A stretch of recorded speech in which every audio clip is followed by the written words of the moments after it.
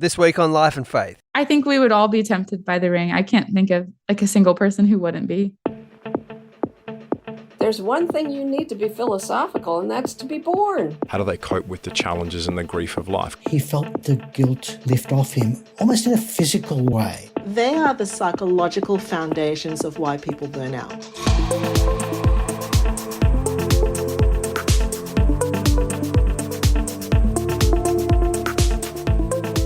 Welcome to Life and Faith from CPX. I'm Simon Smart. And I'm Justine Toe. Now, if you are a fan of the author J.R.R. Tolkien or his Lord of the Rings, did you know that this September it's been 50 years since Tolkien died, but the love of his work lives on. And today we're discussing Tolkien and Lord of the Rings on the show because we're marking Tolkien Reading Day, which falls on March 25 every year. Now, Justine, what is this? Yes, I only recently discovered this. It's a day when, surprise, surprise, the fans kind of gather together and read through Tolkien. Various writings of his, could be the novel, could be his letters or his essays, just the sorts of things that people really enjoy of Tolkien. It was originally started by this UK-based Tolkien Society, but other fan communities have taken the idea and run with it, like Tea with Tolkien, which is run by Caitlin Fasista, and we'll be hearing from her today. And she's also going to tell us about the significance of March 25, both within the novel and outside it. Like in the novel, it's the day that the One Ring is destroyed in the fires of Mount Doom, taking the Dark Lord Sauron with it. And it's also a date that has big resonances within the Christian tradition that Tolkien was writing from as well. Yes, absolutely. Now, there's practically a Lord of the Rings industry, big movies and games and TV shows that have been adapted from the novels. But for people who aren't familiar with either the books or the films, Justine, and there's some of them out there, tell us, what is the story? Okay, so Lord of the Rings is an epic fantasy about this Dark Lord Sauron who invents a ring which is supposed to represent ultimate power and the desire to dominate all living things. Standing against him are the combined races of Middle-earth, the land that this story takes place in. So you've got elves, wizards, dwarves, men, who are the fallible ones apparently, and hobbits as well, who are like a race of halflings, they're known as. They're the size of children, let's say, but they're like human. Yep. And so they seek to destroy the ring and also not be corrupted by the ring in the process, because that's a huge problem. Yes, it is. It's right through it. Now, what about Caitlin Fasista? Tell us about her. So I spoke with Caitlin Fasista. She runs the online community Tea with Tolkien, where people from all around the world gather online for a book club experience. I also really liked discovering that Caitlin has written a guidebook or like a companion journal to Lord of the Rings. It's called To Middle-earth and Back Again. And it's designed to help you kind of journey through the book because it's quite a big, epic experience and it helps you reflect on it as you go as well. And it turns out she was also invited to meet the creative team behind the recent Amazon Prime TV show, The Rings of Power. She was seen as someone who could mobilise the fan community out there. So we'll hear a bit about that as well. Yeah, so here is Justine's interview with Caitlin, who describes herself as a hobbit at heart. Love to know what that means. It comes down to enjoying life in a simpler way. One of the most endearing things about hobbits is that they don't strive to be the greatest warriors. They aren't trying to become something that they aren't. So they're happy with their place in life and they are content to enjoy the simple things about life, like, a good meal spent with family and friends. And they kind of seem to embody like a contentness. Now, you run the online community Tea with Tolkien, but how did you first get into him in the first place? I first came to Tolkien through the movies. Legend tells of a ring created by an ancient evil that gave its wearer the power to enslave the world. Believed lost for centuries, it has now been found. Is it secret? Is it safe? I think the first one came out when I was about 9 or 10. So I saw the first movie, and I believe I saw all three before I actually was able to get the books because my parents didn't read Tolkien, and so they weren't really familiar with his stories. Are you frightened? Yes. Not nearly frightened enough. And I just became obsessed. I was learning how to write Elvish on my homework, and anytime we had a school project, I found a way to work it into Tolkien. So if it was a calligraphy project in art class, I would do a Tolkien quote or things like that. So it kind of began when I was younger, and it's just something that's carried with me for all of my life since then. How does Tea with Tolkien celebrate Tolkien Reading Day? Last year, I actually was able to host a local event, and that was really cool. And it was also a lot of work, so I don't think I'll be able to do that this year. But I actually had a friend he probably knows more about Tolkien than even I do. And so I had him come prepare a little talk, and we met in our church's basement. Actually, they have like a little parish hall, and we had snacks and drinks, and he gave like a 30-minute talk on Tolkien, and then we all discussed it as a community. So being able to get together for an in-person event was really cool, and I highly recommend it if people are able to. But I know there aren't always a ton of Tolkien fans locally, so a lot of what we do is online with Tea with Tolkien. So we'll usually put out something special, like a special podcast episode, and then in our Discord community is usually where most of the conversation happens. So we might have a voice chat or something like that to kind of all read our favorite passages. And what are some things that keep coming up in those discussions? What are people really grabbed by? I think for most of us, the biggest thing about Tolkien is the message of hope and the idea that beyond all shadows rides the sun. Like, that is just such a I love that. massive... Is that a quote from him? Yeah, that's from Tolkien. Say that again. That was really beautiful. No, beyond all shadows rides the sun. Wow. I just feel like that's really at the core of everything for him. And it's something that you're able to carry on with you into your own real life. So you have this fantasy story, but it's able to equip you with the hope that you need to get through your own life. And so I really feel like that's probably one of the biggest themes. And it's something that just comes up time and time again. There's usually a shadow, but you're able to see beyond the shadow to see the light and to hold on to the light, keep walking towards the light, and it just keeps you going. Now that line, above all shadows rides the sun, appears in one of Tolkien's poems that Caitlin likes to read aloud on Tolkien Reading Day. It appears toward the end of Lord of the Rings, and the hobbits Frodo and Samwise are in Mordor on their way to destroy the ring. But Frodo is captured. Sam starts to feel despondent, but out of nowhere, he begins singing this song. In western lands beneath the sun, the flowers may rise in spring. The trees may bud, the waters run, the merry finches sing. Or there maybe 'tis cloudless night, and swaying beeches bear the elven stars as jewels white amid their branching hair. Though here at journey's end I lie, in darkness buried deep, beyond all towers strong and high, beyond all mountains steep. Above all shadows rides the sun, and stars forever dwell. I will not say the day is done, nor bid the stars farewell.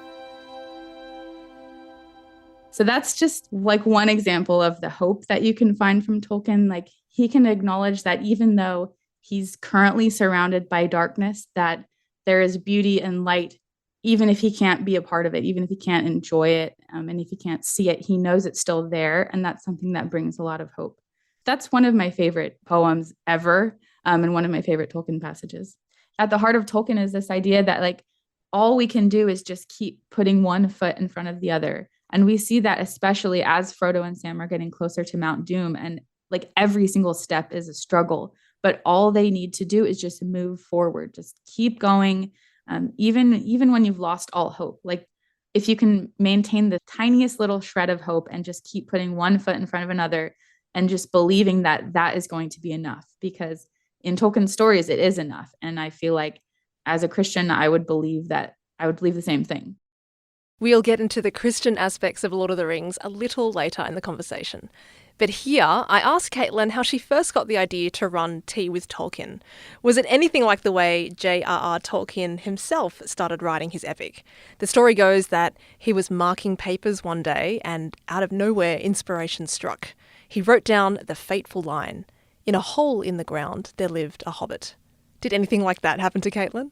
For me, I've always loved writing, and I never really had a good outlet for it. So I actually, when I first became a mom, I saw all these mommy bloggers out there, writing about their kids and their babies. And I thought, well, I'm a mom now and I want to write. So I'll just write about being a mom. And while I really do enjoy motherhood and being a mother, I just really didn't enjoy writing about it. And so every once in a while on my mommy blog, I would end up publishing something about Tolkien. And of course, no one wanted to read it because that's not what they were there for. And then it was such a random, it was just like one day, the thought just clicked. Like, of course, like, why don't I just start a separate Tolkien blog? And so that's really where it all started. And so it was kind of just a place for me to publish the things I was thinking about with Tolkien and a way to connect with other Tolkien fans because I didn't really know a ton in my local community. So it just started from there and it's grown crazy. That online community has grown to the point that Caitlin was identified as an influencer in the Tolkien space. Along with other Tolkien content creators, as she calls them, Caitlin was invited to engage with the showrunners of the Amazon Prime series, The Rings of Power. I am not the hero you seek. Whatever it was you did, be free of it. One day this will be your kingdom. Raise your sail and then let go. Choose not the path of fear, but that of faith. When the email invite first popped into Caitlin's inbox, she thought it was a scam. It wasn't, and given the experience she would go on to have, it's a good thing she didn't ignore the email. The first thing that we did was they brought myself and 30-ish other Tolkien content creators and writers and such like that. And they took us to Oxford and they basically showed us around, took us to different sites of significance for Tolkien, just to kind of set ourselves in his shoes. And that was really cool for a lot of us who hadn't been there before. That's amazing. And then, gosh. Yeah. And it was just a really nice day. And it was a really cool opportunity to connect with the other Tolkien creators and writers.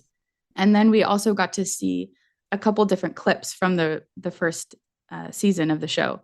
And that was when we got to speak with the showrunners and have a little Q&A session. And we had a cocktail hour with them and just kind of hear their thoughts. They obviously didn't tell us anything that's secret, but just it was nice to get to know how they were approaching this, what their mindset was, and kind of see that they really did seem like they were genuine in their love for Tolkien. And that was reassuring. Was there a moment that you remember where they might have said something that demonstrated a knowledge and a love of Tolkien and you were like, this might be okay? Do you know what I mean? Yeah, there was actually, they were talking, the showrunners were talking and they just out of nowhere quoted one of Tolkien's letters. And they knew, so to take you back, there's a book called The Letters of J.R.R. Tolkien, and it has about 300 letters in it. And each letter has a number. And so when the showrunners started quoting the letters with the number reference, I was like, oh, okay, maybe they do know what they're talking about. What have you thought of the series? Because it's split people for a lot of reasons. Mm-hmm. In terms of Galadriel, the elf queen. Sorry, I'm a fan, but I don't know the exact terminology to use for her. That's okay. But she's been changed into more of a warrior figure for the series, let's say, which I gather is not quite the vibe she had in the original kind of text. I don't even know what original Tolkien text it's supposed to be based on. That's a very loaded question. I feel like people have spent hours upon hours debating that. But the Galadriel that you see in the Lord of the Rings movies is several thousand years older than the Galadriel that we meet in Rings of Power. And so I think what the showrunners were trying to show is that she's this kind of wise and prudent and very somber queen in the movies. So they want to see, how did she become that? So the way that she starts out in the beginning of season 1 is very different. And so I think that was a little bit shocking for a lot of people. But then the nature of the type of elf she is, it's not something that contradicts it. So I feel like there were definitely some choices made with the show that I might not have done myself. But I also feel like we're still so early on. Like if there are going to be 5 seasons, then we're only 20% done. And the way I look at it is like if you were looking at a painting and it was only 20% done, it would be hard to criticize it because you don't know where it's going. And so I'm definitely trying to like hold back my judgment on the series as a whole until I can see the finished picture, because these showrunners have it all in their minds, but I don't. And so it's kind of a weird spot to be in. I do feel like they did a lot of really good work. They definitely made some strange choices that I'm not quite sure like what's going on with it. But overall, I've been really, really, really happy with the show and I've really enjoyed watching it. And I can't wait for season 2. Now, fans don't always react well when the adaptations aren't 100% faithful to the book. Can I ask, what's your experience of fans when they themselves aren't Catholic or Christian, but then Tolkien says stuff like, Lord of the Rings is a fundamentally religious and Catholic work? Well, I feel like the way that Tolkien approaches his writing is something that makes him so universally loved, because he isn't trying to push anything on you. He's simply writing from his own mindset. And so because he was a Catholic, his own Catholic philosophy kind of flows out onto the pages, but he's not trying to make anything into an allegory. He's just writing a story. And the fact that the story is Catholic is simply because he is Catholic. And so I haven't really run across too many like good arguments against that, because again, it's just a really, really good story. And the messages of like hope, courage and fate, they're kind of universal. Someone might say that there's no obvious God in Lord of the Rings, but can you kind of shift our perspective? How is religion or how is Catholicism present in the work, even if it isn't as obvious as we might think? So to that, I would say read the Silmarillion. I know that's kind of a cop-out of an answer, but if you open the Silmarillion, like the very first sentence is about the God who created the world that Middle-earth exists in. And so you might not get to meet that God in The Lord of the Rings, but once you've acquainted yourself with the creative God in the Silmarillion, you can kind of see his hand at work throughout The Lord of the Rings. And especially at the beginning of the book, when Gandalf is talking to Frodo as he's realizing what he has been given. He has this ring and he's realizing the weight of it. Gandalf is comforting him and he's like, listen, there are forces at work beyond Sauron, and these are forces that are working for good. And that really, if you think about it, that is like this unspoken force of fate, or you might call it providence, but really it's the hand of God that you would say is in the story. And his name is Iluvatar, or Eru, also called the One. And so once you get to know that from the Silmarillion, it definitely helps, but you can still see it if you're only reading The Lord of the Rings.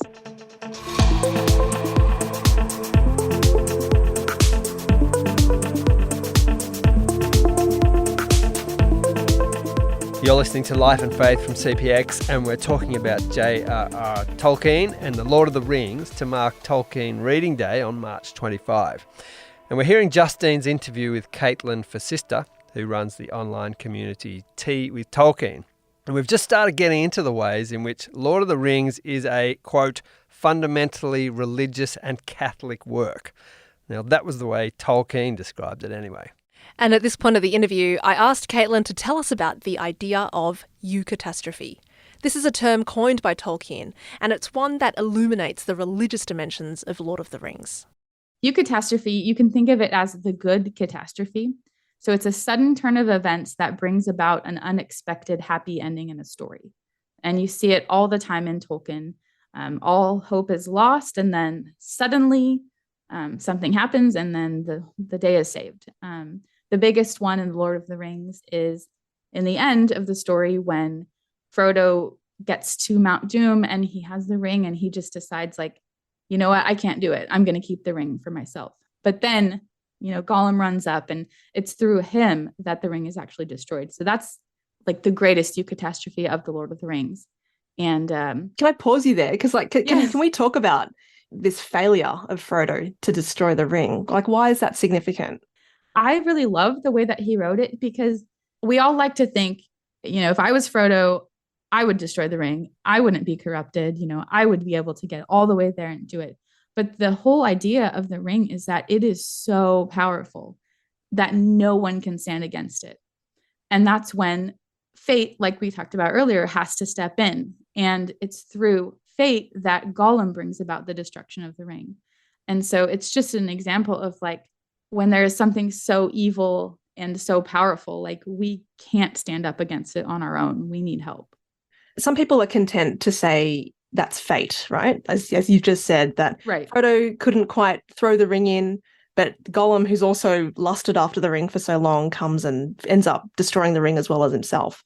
Some people will call that fate rather than the kind of like mysterious workings of God or the mysterious workings of Eru. But why do you think it's a person kind of pulling the strings somehow mysteriously behind the scenes rather than just this is how it all turned out? It was always meant to turn out that way. Well, I feel like in Tolkien's works, the idea of fate and providence and the will of Iluvatar are kind of all the same thing. And so it's just this force that is at work. And you think of Sauron as a force who's at work, but he's working towards evil. But you have this opposing force who is more powerful and is working towards good. And he's able to take choices made in free will and kind of weave them into his own will. And it's through that the day is saved in the end. Finally, it's the moment you've been waiting for. What's the deal with March 25? What is the significance of this day within the world of Lord of the Rings and without? On March 25th in The Lord of the Rings, that is the day that the One Ring is ultimately destroyed. And so that's obviously a really big deal in the story. And Tolkien actually gives us that date. So we have March 25th. That's the day that the realm of Sauron has ended. But it's also, just to add to the significance, it's the day that Sam Gamgee's daughter, Eleanor, is born a few years later. And so it's just a really loaded day within the world of Tolkien. But then because Tolkien was a Christian and a Catholic, he was heavily influenced by his faith. And so in the Christian tradition, March 25th is also a really important day because Catholics celebrate the Feast of the Annunciation on that day. And what is that? So the Feast of the Annunciation is the day where Christians remember that the angel Gabriel comes to Mary and tells her, like, you're going to become the mother of Jesus. And then she says, she accepts this. And it's kind of like the beginning of her quest, you might say, in her mission in life. And so when you think about Frodo's quest wrapping up on that day, and we know Tolkien would have known the importance of March 25th. And so it's just a really loaded day. March 25th also kind of has a loaded tradition in Christianity. It was traditionally believed to be the day of creation. Obviously, we can't know like an actual date for it, but it was traditionally held as this. And I think Tolkien would have known this because he was so steeped in his own Christianity and beliefs. And then it was also early on regarded as the day of the crucifixion too. Yeah, let's talk about that for a minute, because that's huge, right? Like what exactly is the ring in a way, and why does it need to be destroyed in Mount Doom on that day? It's very pregnant with meaning, don't you think? Right. And it's very interesting that like Tolkien didn't have to give us a date for it. It could have just happened, it could have happened in springtime, but he gives us a date in the appendices. And so he doesn't do things without reason. Like Tolkien doesn't just throw things around. Like if he's going to give us March 25th as this important date, he's going to do it for a reason. And as someone who knew his Christian history and tradition, like we can see that he chose this very specifically. And the ring isn't an allegory. Like he's very adamant that none of the story is allegorical, but we do see a lot of symbolism here. Like obviously the ring has a lot of corrupting attributes similar to like the way we would think about sin. So it's just loaded. Yeah. I mean, it represents what? Temptation, power, freedom in its ultimate sense, the power to do whatever you want, whenever you want. Yeah. It's kind of like it tempts its bearer to like reach out their hand and take more than what has has been their lot in life. So Sam Gamgee carries the ring for a brief amount of time. And the way that he is tempted is by the idea of having like massive gardens and just, having other people tend to them for him. But then when he kind of comes back down from the temptation, he's like, I don't want that. All I want is my own garden, my own home to care for. And so I think it's because the hobbits are so humble and so aware of what they want and kind of what their life was meant to be like, that they are able to resist the ring a lot better than a lot of other characters. So are you suggesting that any of us who have plans for world domination might be kind of like tempted towards the ring? There's a ring in our own lives to think about? I think we would all be tempted by the ring. I can't think of like a single person who wouldn't be. I did come across a line from one of Tolkien's letters, I don't remember which one, where he says, the resurrection of Jesus was the greatest eucatastrophe ever. Mm-hmm. What's going on when he makes that sort of claim? Yeah, so really when you get down to it, at the heart of his whole idea of eucatastrophe is that it is a Christian concept, because you see that in the story of Christianity, when you have God who comes down, he's become man, and everyone thinks, he's here to save everything. He's here to save the day, but then he dies. At that point, everyone sees it as, all hope is lost. They failed. Maybe they feel foolish for even believing it. But then the eucatastrophe of this Christian story is that he comes back. And, it turns out he didn't fail. And that's kind of like the resolution of the story. So for Tolkien, that is the greatest eucatastrophe that he kind of bases all of his own eucatastrophes on. When Tolkien says the resurrection is the greatest eucatastrophe, he's like fusing, the world of fantasy, I suppose, with his own kind of Christian, Catholic imagination. And that's a really interesting thing. It makes you feel, oh, the magic is real, right? Like it's right. There's a power to that. Right. And I feel like that's something that Tolkien really strongly believed, because he had this idea of the true myth, that all of our myths will ultimately point us back to the true myth, which is what he sees as the Christian myth and our story and our history within that. So he sees the idea of the stories and the myths that we're writing now as something that can reflect what he sees as the true myth, like the ultimate myth. Caitlin happens to be a convert to Catholicism, but that religious conversion happened after she became a huge Tolkien fan. So I asked her what changed in the way she read the books after she became a Catholic. There was a lot more symbolism. We see lembas bread, which is the way bread of the elves that they give to the Fellowship of the Ring as they're journeying. That is very strongly symbolic of the Eucharist. So Catholics believe that the Eucharist is the body and blood of God, but it doesn't go that far with Tolkien. So there's no like divine properties to lembas, but the way that Catholics have a devotion to it as something that is nourishing both for body and soul, and it's something that can give you strength of will. It's very, very special, and it's something that can give you strength on your journey. And the way that the hobbits, especially Frodo and Sam, relate to lembas, that is something that stood out for me like very strongly after my conversion. Is like, wait, this is really similar. Yeah, well, it keeps them going, and it's all they need, really, even though it's a very humble kind of like bread to eat every day sort of thing. Right. Yeah. So it's kind of just the idea of like something that's spiritually nourishing, and the more you eat a little bit at a time, and it just gives you the strength to go on. And that is very similar to the way that Catholics relate to the Eucharist. Fascinating. It's like 20 years since Peter Jackson's The Return of the King this year. It's also 50 years since Tolkien died. Why the enduring fascination with these stories? I mean, the main reason is that the stories are just so good. They are timeless. They have themes that will carry on forever, because people are always going to need hope. They're always going to need courage and fellowship. And these stories just offer something like you can escape in a way into a world that can sometimes feel more real than our own world, because Tolkien wrote it so well.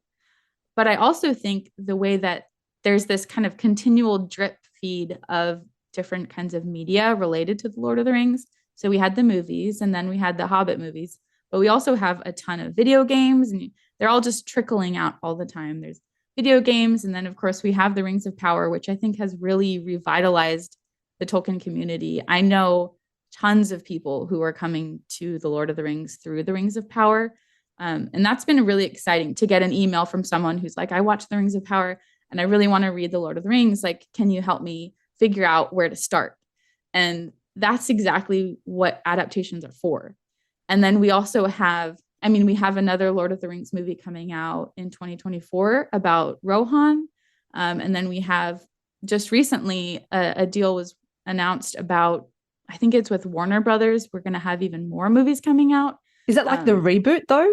No, they're not rebooting. It's like maybe different storylines, different time periods. Yeah. So it's not going to be a remake of the actual Lord of the Rings movies. It's going to be something different. And we're not sure what, but it just seems like Tolkien's stories speak to everyone over the years. Like, even though times are changing and people's needs change, like the world is changing, but his stories are just so universal that they kind of carry you through the years. As you said as well, quoting Tolkien earlier, behind all shadows rides the sun. There's always going to be shadows. Yeah. We always are going to need the sun, or at least the hope of the sun. Right. You're never going to not need hope.